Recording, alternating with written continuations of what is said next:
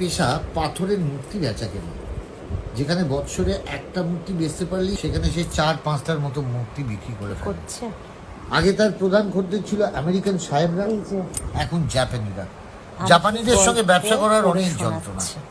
তারা মূর্তির ছবি দেখে সন্তুষ্ট না, তাদেরকে জিনিস দেখাতে হয়।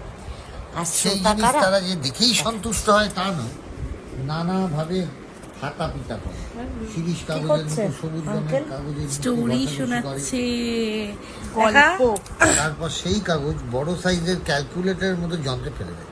যন্ত্রের ভেতর থেকে কিয়া হুয়া দেখো ওকে হ্যালো, গল্পের বই পড়ে শোনাচ্ছি। কি প্রেম তোমার আমার প্রতি। রাত্রি 1টা বাজে গল্পের বই পড়ে শোনাচ্ছে, কিনা বইয়ের ঘুম আসছে না তার।